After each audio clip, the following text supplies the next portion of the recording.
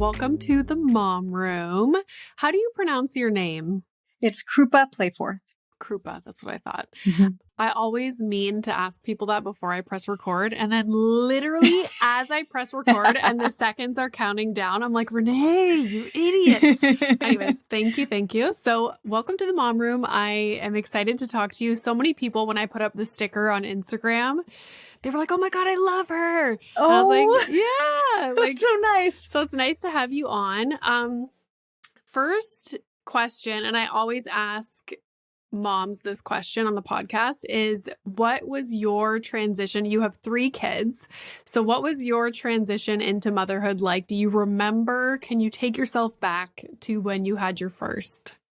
I think my transition into motherhood, you would think as a pediatrician, I would have been really prepared, right? Like I had been practicing for some years, and I felt pretty confident going in. And then I remember this huge wall of confusion and uncertainty, because just because it's in a book doesn't mean that that's like really what being a parent is about. So I remember my transition being really tough. My daughter had reflux. She was failing to thrive. We did like all the weight checks and all the things that a lot of parents have to go through. And usually I was on the other side of it. And it has completely changed the way I practice pediatrics, because I have this whole new level of empathy for parents. Yeah. Exactly. That was one thing I remember thinking back to everyone I knew that had recently had kids. And I'm like, what? Like you guys were going through this? Like this is what it was. And I went over and visited and nobody said anything. And it was just, everybody just kind of keeps quiet when it comes to things that are emotional and a struggle during those days. And I don't know why, like, I feel like there's almost a sense of everybody else is so excited that you had a baby. And it's a very exciting thing, but it almost makes you feel like you can't talk about the struggles or the negative parts of it because it's such an exciting thing. And like, there's this whole, vibe around having a baby that's just all positive. And I think it makes you feel guilty too, right? Because you feel like, okay, I've been waiting for this moment. I've been wanting this child. There are people that are struggling with this very thing. How can I possibly have a negative emotion associated with this thing? But like, that's not realistic. I know. Cause it's so hard, especially the first few days. Were you expecting, as a physician, I'm excited to ask you this, were you expecting the physical recovery to be what it was? Because I was not. No, I had a C-section unexpectedly. And so, I tried to power through and not take my pain medicine. And then there was one horrendous night really early on where I realized that I was not helping anybody by not taking my medicines. But I was like, oh, I just don't want to be on pain medicine. But like, it is major abdominal surgery. Like, it's a big deal. I think the other part that I was stunned by, and in retrospect, now I talk to parents about it, but I felt like I was grieving for my life before. And I was like, I'm happy that I have this baby, but like, we'll never be able to just like go out to eat now without like having to think about a babysitter. And then I felt so guilty for that grief, but it's okay to grieve your life before because things have changed. Do you know how many times I sit and think about what my life was when I was living by myself with my one dog who was like such a good dog? Take him on walks on the canal in Ottawa, like lived in my own little apartment, could literally do whatever I wanted. Like, oh, Renee, you want to watch an entire season of a show on a Sunday? By all means. Like, yeah. It's like, you just don't have I don't feel like you appreciate it when you're in it. No, it's wild. And even I get so irritated. This is such like a dumb thing to get upset about, but I'm always annoyed that I can't keep up with TV shows that people are watching. Like I can't, like movies, TV shows. I don't watch TikToks anymore. I'm just like I'm like, where do people have the time? Because by the time Milo goes to bed, it's like 8:30 on a good day. And like by 9 o'clock, I'm like, okay, I think I'm going to go like read my book, like Yep. there's so many TV shows that I want to watch. Yeah, because you have to like prep for the next day too. Like by the time I then make lunches for the kids for school and everything, I mean, by 9:30, I am just like ready to go to sleep. Mm-hmm. Oh my God, 100. Oh, you make your lunches beforehand. Interesting. Well, so we have to pack them for school. Yeah. And so I do them the day before because then we just have to pull them out. And that's just like one small thing that makes our mornings a little bit less wild. Yeah. For me, I guess if I had more than one, it would be different. But for example, this morning, Milo was up at 5:30. Usually he gets up at like 7, but even still, I don't drive him to school till 9 a.m. So like there's 2 hours of just trying to like keep him busy, putting on a TV show, like, and so I save my lunch making for the morning because I'm like, this is an activity I can do. While you're watching your kid, Exactly, right? Yeah. So how old are your 3 kids now? 7, she's about to turn 8 in a few weeks, actually, and then 5 and 20 months. Oh, wow. So I'm like right in the thick of it with the diapers and the like toddler trying to kill himself all the time. Mm-hmm. Like, you can't turn your eyes off of him. That was me. So in quarantine, Milo was 18 months it's a lot. Age. It's a lot. Uh-huh. Yeah. They find ways to harm themselves that you can't even like picture. I know. And my sister's baby is just on the brink. Like she's just about to start crawling. And I was like, Godspeed to you, because it's about to get real when they start crawling and like putting everything in their mouth and finding danger in every single situation. I was like, that is not the stage that I enjoyed for sure. So you're a pediatrician, obviously, the pediatrician mom on Instagram. That's right, the pediatrician mom. So why did you choose pediatrics? Do you remember why you chose that specialty? I'm always curious because my husband's a urologist, like why people chose their specialty.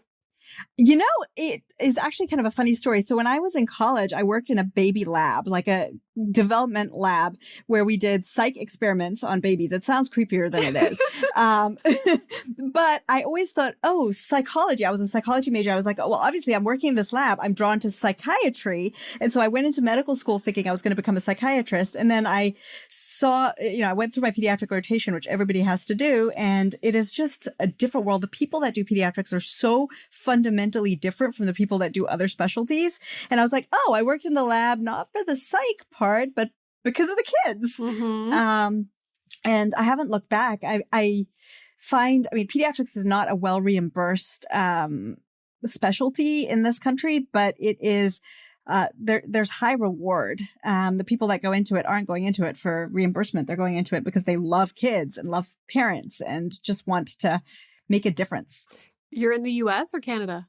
I'm in the US. Where in the US are you? I'm in Northern Virginia, so right outside of DC. Oh, okay. So pediatrics there, like, do you run, like, is your job like a family physician, but for kids, or are you working out of the hospital? So some people will work out of the hospital. My job, I'm actually working on opening a private practice, but it's just going to be outpatient, seeing like newborns. I'm hoping to see newborns in their house actually, because there's like nothing worse than having to like gather up all your stuff, like when you're postpartum and like so is this tired. A thing? I think it should be a thing. It should. I know some people that do it. It really should be a thing, right? Literally, that's why. So in Ontario, where I live, you can choose to go like the OB route, or you can do midwife. That's literally one of the biggest reasons people choose midwife, is because they come to your house after you give birth to do all the baby checkups. I remember taking Milo to his first doctor's appointment. I think it was on day 3. Mm-hmm. I couldn't even sit in the waiting room. Mm-hmm. I was like, why am I here so you can measure his head? Like, come to my house. Like, this is crazy. So if that is an option to be able to go and do visits in people's homes, like, Yeah. oh my gosh, let's make that happen. And it's almost unheard of here. I mean, you guys have a system that allows for that, but it is almost unheard of here. It's wild. It's But it should be a wild. thing, right? Yeah. It should totally be a thing. I swear the entire going through pregnancy and then giving birth and the postpartum stuff, I'm like, wow, we don't care about moms. Mhm. Like, we do Yep. not. It's wild. So now, how has your practicing as a pediatrician changed from before kids to after kids? Well, the first thing is just the level of empathy. You know, when people used to call, parents call, my kid has a fever. Like, I know clinically when to be worried about a fever. And in the vast majority of times, you don't have to be worried about a fever. And so, like, if I was seeing, I mean, I used to see like 25 to 30 patients a day, and it would be like a little frustrating to answer the same questions. But now I get it. When your kid is sick and they have a fever, they look awful and they feel awful, and you feel so helpless and so worried, right? Could something serious be going on? And that's part of why I create the content I do, because I think parents are really smart, and pediatricians don't always have the time to dedicate to answering the smart questions that parents are asking. And the way our system is set up here, it sort of incentivizes powering through as many patients as possible. Here too. Yeah. Yeah. It's really unfortunate. So the way I've changed is I spent more time with patients, and that got me into a little trouble, but I would spend more time with patients, and I would just take more time to answer those questions rather than giving handouts. Because who has the time to read more handouts? Mm-hmm. Yeah. And I just feel like I'm kinder and I have more compassion for them. Yeah, 100%. And I wonder if male pediatricians would go through the same thing, because sometimes I'm literally, and I don't know if it's because my husband's a physician, so that's, you know, its own thing, but he is very like unfazed by illness. And like, I understand why. I guess after a while, you're probably desensitized to the minor things like, oh, a fever, a cough, a this, a that. Whereas for me, and I don't know if it's because there's like this evolutionary like thing that moms are more affected by, even like when he makes noise in the middle of the night. My adrenaline is like through the roof. I'm like ready to fight a bear. And my husband's, you know, just falls back asleep. No problem. And so I'm curious, I should do a research study. Like, are male pediatricians, do they have that same kind of switch after they have kids? You know, like, I thought about it and I asked, I had some male colleagues in my practice, and it didn't seem like any of them had that same transition. But it's a common theme in physician mom discussions that everybody cannot think objectively when it comes to their own kid. Like, I can tell you about the things that worry me about a fever in someone else's kid, but when my kid has a fever, I'm the same as any other mother. It's like this like reptilian, very basic brain takes over, and you just can't take that step back and look at it objectively. Yeah. It's funny. My friend her daughter is like a year younger than Milo. She's a behavior therapist. She does a lot of work with kids in the school systems and whatnot. And same for her. Like, she's like, I have no problem. Like, if somebody comes to me and they're like, oh, I'm having trouble with my child with XYZ, she's like, boom, boom, boom. Like, this is what you got to do. And then she has trouble with her own child, and she's like, I don't know what to do. I call my sister sometimes.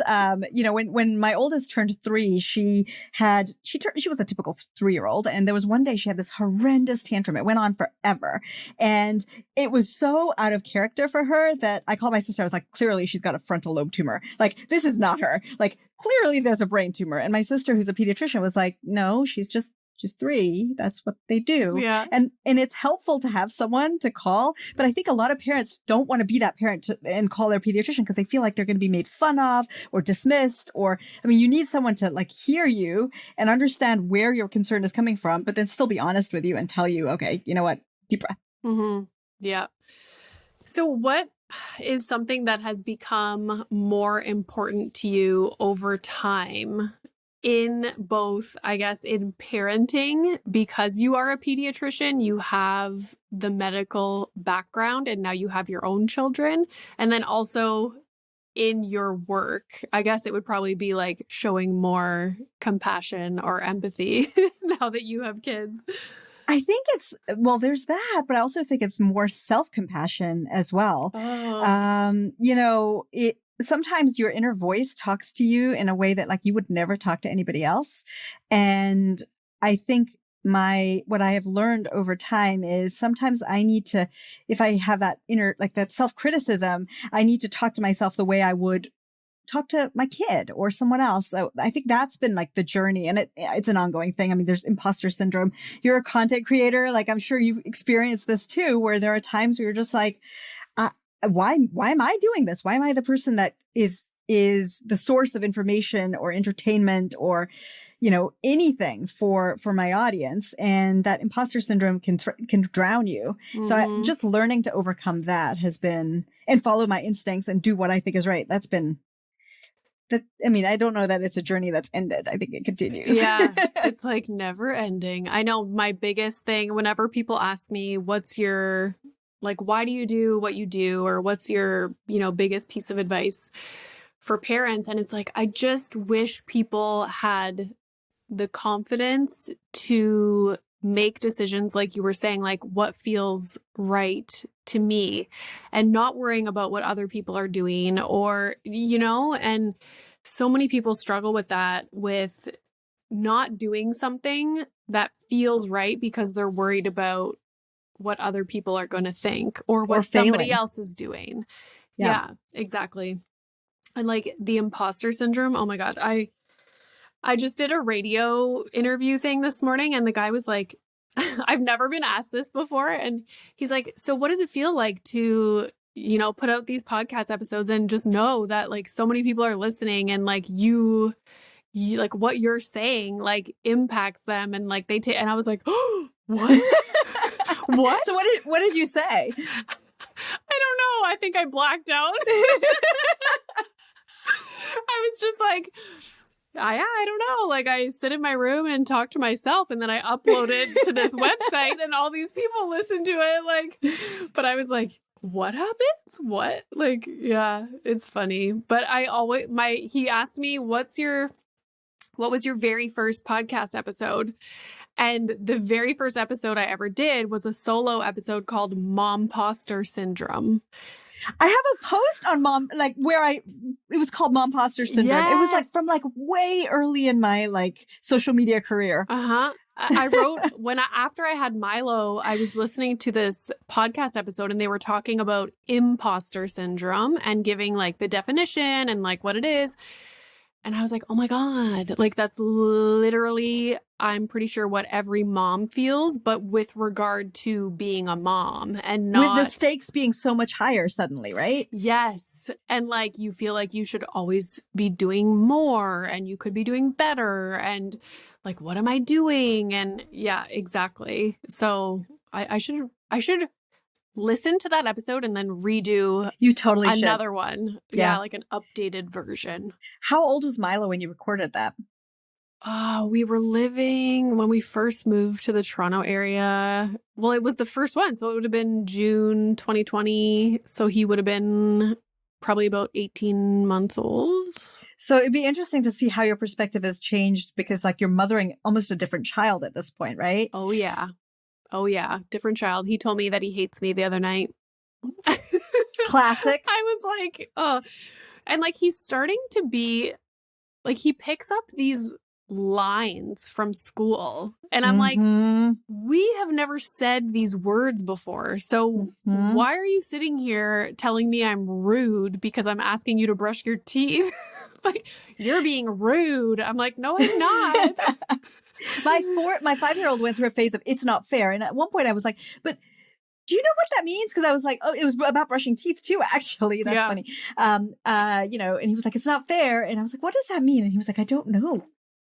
Yeah, they just hear people say it. Yeah. That's like, to get dressed this morning. I'm like, okay, we got to get dressed. Like, do you want mommy to help you, or are you going to do it yourself? Like, we got to get dressed. And he's like, I'm tired. I'm like, okay, so am I. You woke me up at 5:30. Like, I'm tired too. And he's like, no, when you're tired, it means you can't do anything. I can't get dressed because I'm tired. I'm like, how do you, like, how am I supposed to respond to this? It's so hard, but you want to reason with them and be like, explain what's going on, but they just don't. They're not receptive. No. They're not in that place. Mm-mm. Yeah. No. Oh boy. Okay. You are a content creator. You're a physician. You have 3 kids.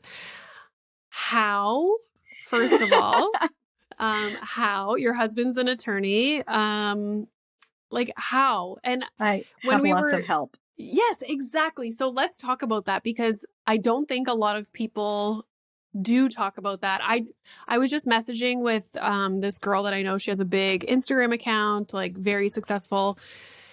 And I was like, do you have somebody that works for you that like helps you make your content? She's like, I have 7 people working under me for just creating content. And I was like, oh, okay. So I shouldn't feel bad that I'm not that I'm not doing what you're doing. I'm doing everything by myself, like everything. So how do you manage all of this in your life? So there's a couple things. I left my practice where I was seeing 30 patients a day and I was so burnt out a couple years ago. I took a huge leap of faith on this. And my husband was super supportive. I was pregnant at the time and it was during the pandemic. So like there were a lot of reasons that this transition made sense for our family. But like I took the risk, but the only reason that I was able to do that is because my husband was so supportive and we had lots of help. I think the lesson that I've learned from other professional parents, especially mothers, mentors, is outsource things and let go of perfection. You know, it's okay if things aren't always done quite the way you would do them if they're done. You know, I have a nanny who's wonderful and she helps with the kids and we have somebody to come and clean the house. I mean, that's a big investment for us, but it helps to have somebody come every other week, because it means on the weekends I'm not spending my time doing that. I'm spending my time with my family and filling my cup. So there's that. And then, I set boundaries and I think becoming a parent taught me how to do that. I used to be that person that always was excited to go the extra mile and prove myself. And now I've gotten to the point in my life and my career where I'm like, I don't need to prove myself to everybody and I can just say no if that isn't feeling right for me right now. Even if it's like a social event, like if that's not what's going to help me right now with my mental space, then it's okay to just say no. Mm-hmm. Yeah, we just started to outsource stuff. So we have someone come every 2 weeks to do like house cleaning because what would happen is I don't want to spend my weekends or my evenings doing stuff like that. So it just wouldn't get done. I was like, good Lord, when's the last time I washed the floors or like did that kind of stuff? The house was never, well, I mean, it's messy. Like we have a 4-year-old, but it was more so like I need someone to come in and do like the bathrooms and do like a good clean because I don't want to spend Sundays doing that. I want to take Milo like to a farm or whatever. Also, we just started like a meal service thing. So like, oh my God, the stress that dinner causes me. It's the worst. And you have to feed 3 kids. I mean, I have also let go of perfection on that. I'm vegetarian and my husband is not. So that's already a problem, right? He actually doesn't eat vegetables. Like, I'm not even kidding. Like the only vegetable he eats is peppers. And then I have, my youngest had a milk allergy. So for a while I was like making like 3 or 4 different dinners. And you know what? We got into like ruts where we would eat like the same 5 things. And I used to feel so guilty about it. The pressure to menu plan is probably the thing I wish I could outsource most, but because everybody has their like little picky things that they care about or they like to be a certain way, I feel like I can't outsource it. Yeah. For me, it's like most nights, it's like, Milo, do you want a snack plate? I love snack plates. It's the like in a best. muffin tray. Uh-huh. Oh, they're so good. And like they can be really nutritious. I put some nuts on there, cucumber, peppers, cheese, like a meat of some kind, little nacho chips, like whatever. And it's fun and he eats, you know? Otherwise, we make dinners and he, like, do your kids eat what you guys eat? No. I mean, Okay. sometimes, but like my youngest, the 20-month-old, ironically does now. Yeah, most because of they the don't time. know any better. Milo used to. It's coming though. It's totally coming. Yeah. But I also have learned in my career that eventually many kids do kind of come back to eating a pretty similar diet to their parents. Like it can take a long time, but Yeah.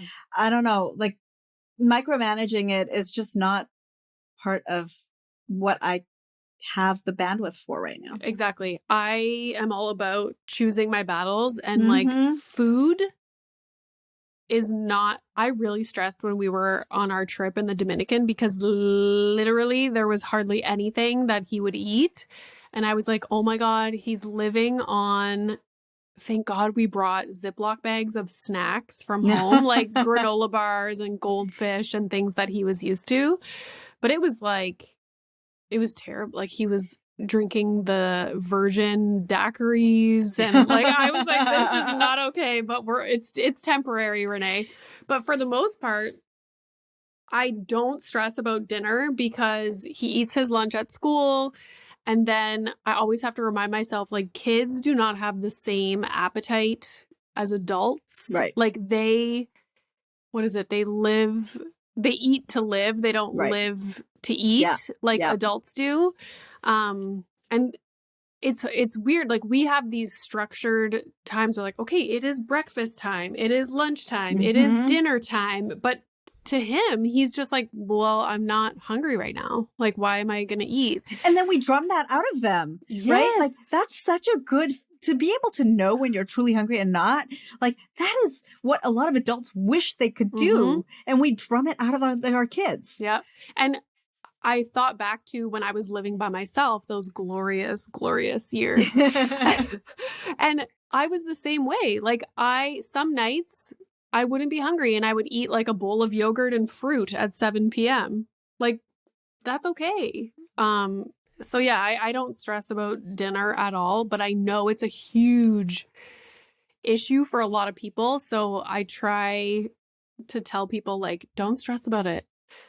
I try and serve him what we're having. If he touches it, great. If he doesn't, oh well. That's what we do too. And then he gets his snack after his bath, which I always try to make sure it's like something nutritious, like cucumber, nuts, peppers, and like a Baby Bell cheese. And it's like, okay, well, he's eaten something and he's good. So I think that sometimes the food we serve our kids is more nutritious than the food that many adults eat. 1,000%. Thank you so much. I always make the point that people are so obsessed with what babies and kids are eating, but not like themselves. Yeah. Like, what are you eating? Yep. Or like, yeah. And people don't consider what's actually inside. It's like, oh, sure, I'll have my kid drink a massive thing of orange juice in the morning, but oh my God, they can't have, a pop or like some other kind of juice because no, that's too, and it's like, yeah, but what's the content in that beverage? Like, what's it doing? Anyways, it's like a whole thing that I could talk forever about. Let's talk about parenting information overwhelm. And I'm assuming that is part of the reason why you started your account, to kind of help parents navigate that. You mentioned Dr. Google, which I was like, oh my God, I love that. So how can parents navigate the overload of information that we're getting all the time? We have research that shows that the vast majority of parents get their health information now from the internet or from mom groups, places like that. And if anyone's been on a mom group, they know, like, people will post pictures of rashes and say, what rash does my baby have? Right. Rather than going to a healthcare professional. And I think, or the other thing, your child wakes up and they have a fever in the middle of the night. The first thing you do is maybe go to Google. When do I need to worry? When do I need to take them to the emergency room? And like, Google is always there. But those middle of the night Google searches, like, you aren't able to triage what information is actually reliable and valid. You're just seeing, anyone can write anything on the internet, right? And I think we also have so much information that it can almost paralyzes. When you think about something like development or how to introduce solids, this whole baby-led weaning versus purees debate, like, you can get so many opinions from so many people that it paralyzes you and you think, no matter what, I'm going to just do it wrong. So I created the Pediatrician Mom to fight that, exactly that, because I'm hoping that people know in the middle of the night when they're doing that Google search that if they come to my platform, that is information that is written by somebody who's a mother and has the qualifications to provide the answers. But I also try to be really nuanced about it. They're like baby-led weaning versus purees. Like, it's not black and white. There's lots of right ways to do it. And I try to really push that message because the parenting and the mom wars right now are very black and white. My way is the right way. Your way is absolutely wrong. And like, that's just not the reality. Mm-hmm. Yeah, that's the thing. Like, what's right for me is not going to be right for you, and vice versa. And I remember my friend said, like, there's a million different ways to raise a healthy and happy child. Not one, but people, and I swear it comes from a lack of confidence, or it's like a defense mechanism of trying to boost their confidence, their self-esteem as a parent, because they just want to believe that what they're doing is the absolute best and there's no other possible way to do it. So that is where we get these like wars online with the black and white, parenting battles. And it's like, it's not like that. Yeah, if I tell you 100% my way is the right way, that fulfills this belief that I have and helps me really feel confident that my way was the right way and I really did the right thing. Yeah. But the more we can fight that, the healthier I think we will all be. The internet and mom groups and social media in general, I think, fuels the lack of self-confidence that is, the source of maybe some of these feelings. Yeah. Something can be recommended or like, this is the absolute best. But when you're reading an article or a social media post about something like that, that's saying that, you have to remember that that is maybe the case when everything else is neutral. Mm-hmm. Like or aligned. Yeah. Yes. Like, something is best practice when all variables are making it best practice. Yep. Yep, exactly. As soon as things vary and are out of sorts, that can very well not be best practice anymore. Something as simple as like feeding just what we were talking about, right? Feeding your child dinner, right? Yes, in theory what should be a perfect dinner for a child, but when you're really facing like a child that has opinions, like, you have to adjust, and that doesn't mean you're doing it wrong. Mm-hmm. Yeah, a child that's telling you you're rude. Yeah. For making them brush their teeth. Yeah, exactly. Oh my God. I had my dentist on not too long ago. It was such a good episode, all about like oral hygiene and whatnot. And I was like, he doesn't have kids. And I was like, I don't know if you understand how big of a struggle brushing teeth is for parents. Oh. And I never would have expected that, but that has probably caused up there with bedtime battles. Like, oh my gosh, a lot of my stress as a parent is brushing teeth. And I don't think dentists realize that unless they have kids, I guess. One coping mechanism for a lot of that, and I think you do this really, really well, is to just have a sense of humor about it. I find that if I can take a step back and laugh at some of like, I mean, like when you get in battle about like putting on shoes to go outside, right? Like at some point that's actually kind of funny, right? They don't want to put on shoes to go outside. Like what? Yeah, I know. Or a coat when it's freezing out. This is why TikTok helped me a lot during quarantine, because all these things that would happen that in the moment were rage inducing. I was able to like step outside of myself and look at it in the form of a TikTok, and I was like, oh, this is pretty funny actually. And actually people identify with it because like the same battle is happening in houses across the country, across the world. Yeah, totally. Okay, let's talk a little bit about confusion about vitamins and supplements and what you recommend for kids. And the thing about vitamin D, like how long do kids get that for? Because yeah, when somebody asked that question on Instagram, I was like, oh, I don't even know the answer to that. Yeah. So, this is actually a perfect example of what we were talking about with Dr. Google. And there's social media. There's a lot of people that will tell you your child needs these vitamins, your child needs these immune supplements.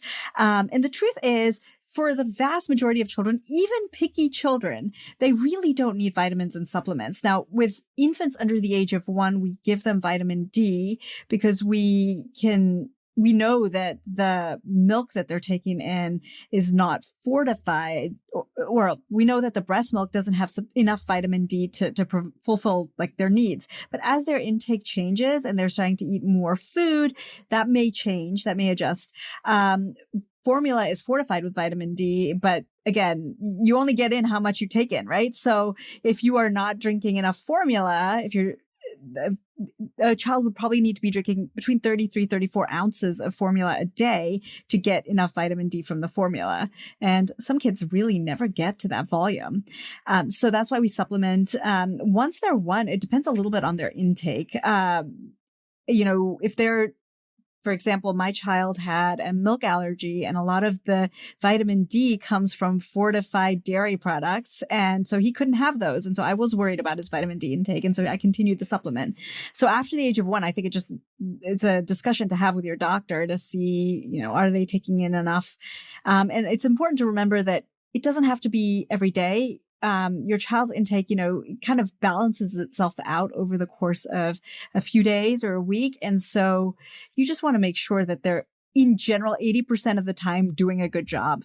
With other vitamins and supplements, those are not typically regulated. And the industry takes advantage of our anxieties as parents when we want to do the right thing by our kids, right? I mean, the reason people ask about vitamins and supplements is because they think that that's what their child needs to fight infection better, or to be healthier, or to grow better, or to have better brain development. But the data really isn't there to support that the supplements are going to make any substantial difference on those fronts. If you have a child that is missing an entire food group. So for example, if you have a vegan child, the animal products are one of the only sources that we have for B12. So vitamin B12 might be something that a vegan child needs a supplement for. And you just kind of sort of have to make that on a person by person basis. But just blanket giving your kid vitamins, there's no data to support that. I will just declare myself, I am like a supplement. Like some people spend money on purses, shoes. Like I am like, I love supplements. Like my Athletic Greens, like Symbiotica, like that's awesome. Do you take supplements yourself? Vitamins?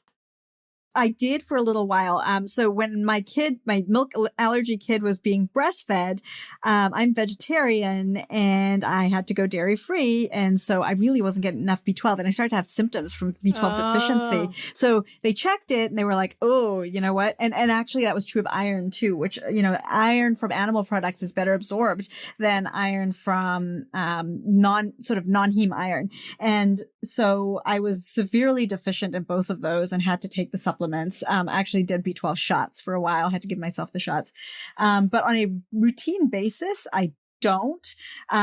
with that said, like, this is one of those things. If you are taking supplements and you feel like they are making a substantial difference to your well-being, then as long as you're getting them from a reputable company. Well, I think it's like you said, too, it's an individual basis. Like, I know I have digestion problems. So there's certain things that work for me. And like, it might not be the same for everybody. You kind of have to like trial and error, figure out what works for you. And with kids, though, the thing to remember is that kids are not small adults. So like what you would do for yourself, like, we don't know what the dosing, for example, of some of these things is for kids. And so that doesn't necessarily translate to the same risk benefit for children. You should watch, there's a movie that I watched years ago, which I've been trying to find. It might be on YouTube. It's called That Vitamin Movie. Oh, I don't know it. Anyways, you should watch it and then we can discuss. I'm intrigued. I'm very intrigued. That my vitamin movie. I'm writing it down. I should actually watch that again. I gotta watch that. Anyways, see, I am such a supplement person and like a vitamin person, and my husband is also a physician, and so we like, you know, because anyways, it's a whole different episode, guys. People always laugh. They're like, "You're married to a physician?" I'm like, "Yep, I am." Like, the way my husband and I solve some of those debates and differences when we have opinions like that is the person that feels most strongly tends to be the person that the other one defers to. So, you know, when we were like talking about, you know, where to move to, when we were looking at houses, he had very strong opinions about the areas he was interested in and not. And I was like, you know what, like I have things I care about, but like, I don't feel the same strength in my opinions about this as you do. And so he got to kind of make the last call. So maybe it's like that for you guys. I don't know. I'm like the passionate one when it comes to certain things, like eating with my cycle now. Oh my God, I love it because he now eats with my cycle. Like I need to increase my protein. He's like, "Do you want me to get steak for dinner?" I'm like, sure. Oh gosh. Okay, let's talk a little bit about fevers because there are, like you were saying, a lot of parents. Kids get fevers all the time. Yes, I just want to say, do. I don't remember the last time I had a fever ever. Like, maybe it was after one of the vaccines. I didn't feel well, but I don't even know if I had a fever then. But kids get fevers for everything. So can we talk about fevers? When should parents be worried? When should you seek medical attention? How do you treat one? Should you treat one? I've even heard people be like, you shouldn't treat a fever with Tylenol or whatever, because then you're masking what's going on. So what are your thoughts on fevers? So I actually have several posts on this because I think that there are some subtleties, but the overarching thing to remember is that fever is your body's response to inflammation of whatever sort. And yes, kids do tend to spike temperatures more quickly. That's part of why when an adult medicine doctor sees an adult patient with a fever, they tend to be more worried about it than we do as pediatricians, because it's a bit unusual for an adult to spike a temperature. Not impossible. And like some of the same illnesses will do the same thing for both adults and kids. But kids do get fevers for like so many different things. There are certain situations where the thing you're describing about masking is particularly important. We don't medicate fevers in children under the age of 2 months typically, because we need to know if those kids are having a fever, because they are so much more vulnerable. There's a pretty so there's an algorithmic approach to a fever in a young infant, and we need to know what the temperature is, or if there is a fever, so that we can sort of go down that path and make sure that we're covering our bases in case that child is getting really, really sick. But for older children, the fever is not going to harm the body. The fever is not going to cause brain damage. And I think this blows people's minds, right? But you know, there's no like knee jerk, oh, if your child hits this number, then you must go to the emergency room. The fever is the body doing what it's supposed to do to fight the infection. So then that leads to the other question you asked, which is, well, then should we not be treating fevers? And this is how I think about fever as a pediatrician mom. When a child has a fever, they are less cooperative. They feel crummy. They feel crummy. And when you feel crummy, you're less likely to drink. Being dehydrated is one of the most common reasons that a child ends up in the emergency room or getting really, really sick. And so as parents, while our children are sick, it is our job to support them through that illness. However, we need to. And that means pushing fluids. But if your child is feeling awful and they don't want to drink, or they have a sore throat, and they don't, and you're worried that they're getting to that point of being dehydrated, then you need to do what you can. And that might mean giving them popsicles and things like that. But treating the fever with a focus on comfort is the key. So I focus on making sure that, I don't focus on the number. I focus on how my child is feeling. We treat the child, not the number. I take that step back and I look at the whole child. If my child has a 101, 102, and they're like playful and they're still drinking, I'm not necessarily going to give them a medicine. But if they're like 100.4, so 38 degrees, and they just look like they feel awful, or they're saying their throat hurts, I'm more likely to give that child medicine. So it's just taking a little bit more of a holistic view of the fever itself. I like that.